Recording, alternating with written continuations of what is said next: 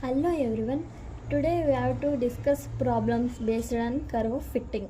The first question is, find the equation of the best fitting straight line y is equal to ax plus b for the following data. X value 5, 10, 15, 20, 25. Y value 16, 19, 23, 26, 30. ಈ question ಒಳಗೆ X and Y value ಕೊಟ್ಟಿರ್ತಾರೆ. ಈ X and Y value ಇಟ್ಕೊಂಡು ನಾವು ಈ ಕರ್ವ್ನ fit ಮಾಡಬೇಕು. ಈ ಕರ್ವ್ನ ಫಿಟ್ ಮಾಡೋಕೆ ನಮಗೊಂದು ಇಕ್ವೇಷನ್ ಐತಿ.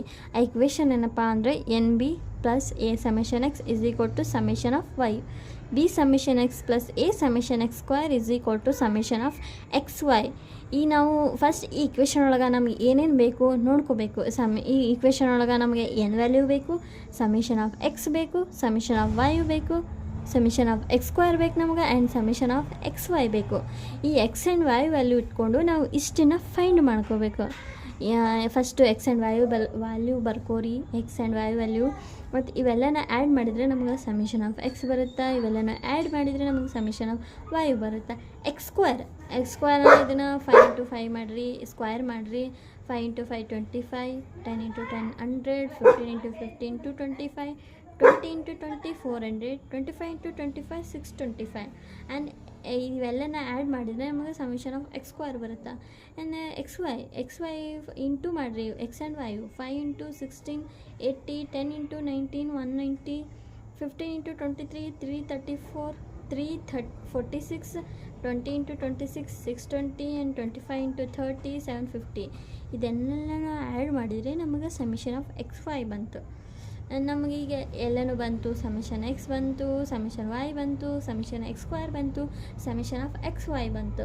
ನಮಗೆ ಇನ್ನೇನು ಬೇಕು ಅಂದರೆ ಎನ್ ಬೇಕು. ಈ ಎನ್ನನ್ನು ಎಲ್ಲಿಂದ ತೊಗೋಬೇಕು ಅಂದರೆ ನಾವು ಈ ಕ್ವಶನ್ ಒಳಗೆ ನೋಡಿರಿ. ಕ್ವಶನ್ ಒಳಗೆ ಎಕ್ಸ್ ವ್ಯಾಲ್ಯೂಸ್ ಎಷ್ಟು ಕೊಟ್ಟಾರ, ಎಕ್ಸ್ ಆ್ಯಂಡ್ ವೈ ವ್ಯಾಲ್ಯೂಸ್ ಎಷ್ಟು ಕೊಟ್ಟಾರ, 1 2 3 4 5 ಕೊಟ್ಟಾರ. ಇದನ್ನು ನಾವು ಎನ್ ವ್ಯಾಲ್ಯೂ ಅಂತ ಇಟ್ಕೋಬೇಕು. N is equal to 5.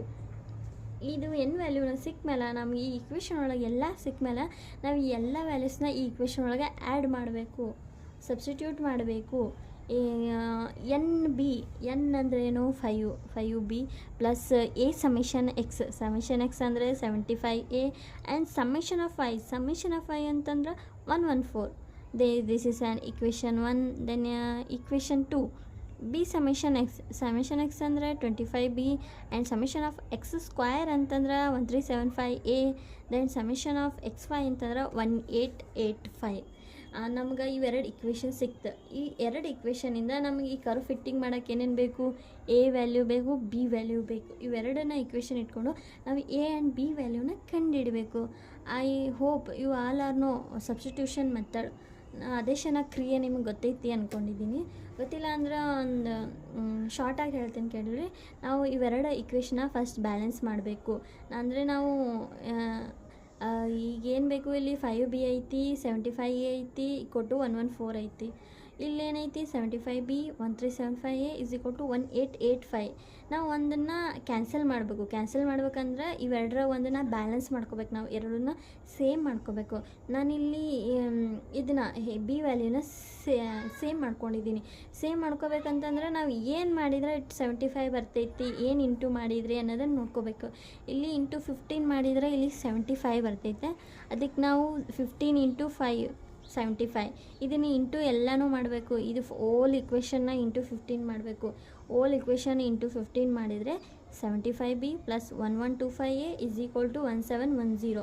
This is an first question and first equation. And second equation is as it is. ಈಗ ನಾವು ಇಷ್ಟು ಬರ್ಕೊಂಡ್ಮೇಲೆ ನಾವು ಇಲ್ಲಿ ಕೆಳಗೆ ಸೈನ್ನ ಚೇಂಜ್ ಮಾಡಬೇಕು. ಇಲ್ಲಿ ಪ್ಲಸ್ ಇತ್ತಂದ್ರೆ ಮೈನಸ್ಸು, ಇಲ್ಲಿ ಮೈನಸ್ ಇತ್ತಂದ್ರೆ ಪ್ಲಸ್, ಹಿಂಗೆ ಸೈನ್ನ ಹೋಲ ಕೆಳಗೆ ಎಲ್ಲ ಚೇಂಜ್ ಮಾಡ್ಕೋಬೇಕು.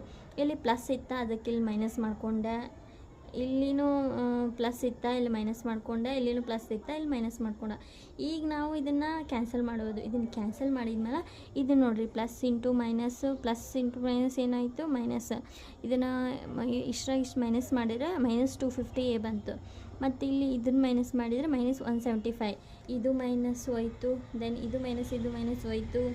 ಇಲ್ಲಿ ಈ ಕಡೆ ಬರೋಣ, ಬೈ ಆಗುತ್ತಾ ಯಾವ ಥರ ಅಂತಂದ್ರೆ A is equal to -175 divided by 250.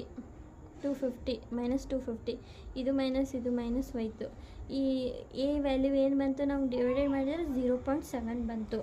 ಈ ಎ ವ್ಯಾಲ್ಯೂನ ಇಷ್ಟ ಒಂದು ಇಕ್ವೇಷನ್ ತೊಗೋರಿ ನೀವು. ಒಂದು ಇಕ್ವೇಷನ್ 5b + 75a = 114 ತೊಗೊಂಡು ಇಲ್ಲಿ ಎ ವ್ಯಾಲ್ಯೂ ಇದ್ದಲ್ಲಿ ನಾವು ಎ ವ್ಯಾಲ್ಯೂನ ಹಾಕಬೇಕು. ಎ ವ್ಯಾಲ್ಯೂನ ಹಾಕಿದರೆ ಏನು ಬಂತು ನೋಡಿರಿ, 5b = 114 ಮೈನಸ್ 52.5 ಇವೆರಡನ್ನ ಇಂಟು ಮಾಡಿದರೆ 52.5. ಈಗ ನಾವು ಬಿ ವ್ಯಾಲ್ಯೂನ ತಗೋಬೇಕು. ಬಿ ವ್ಯಾಲ್ಯೂನ = 61.5 / 5 ಬಂತು. ಹೆಂಗಪ್ಪ ಅಂತಂದ್ರೆ ಇವೆರಡನ್ನ ಮೈನಸ್ ಮಾಡಿದರೆ ಇಷ್ಟು ಬಂತು. ಬಿ = 12.3. ಈ ಎ ಆ್ಯಂಡ್ ಬಿ ವ್ಯಾಲ್ಯೂ ಬಂತು ನಮಗೆ. ಎ ಆ್ಯಂಡ್ ವಿ ವ್ಯಾಲ್ಯೂ ಬಂದಮೇಲೆ ಈ ಎ ಆ್ಯಂಡ್ ಬಿ ವ್ಯಾಲ್ಯೂನ ನಾವು ಈ ಈ ಕೊಟ್ಟಿರೋ ಸ್ಟ್ರೇಟ್ ಒಳಗೆ ಎ ಆ್ಯಂಡ್ ಬಿ ವ್ಯಾಲ್ಯೂನ ಸಬ್ಸ್ಟಿಟ್ಯೂಟ್ ಮಾಡಬೇಕು. y = a value is 0.7x + b value is 12.3. Thank you.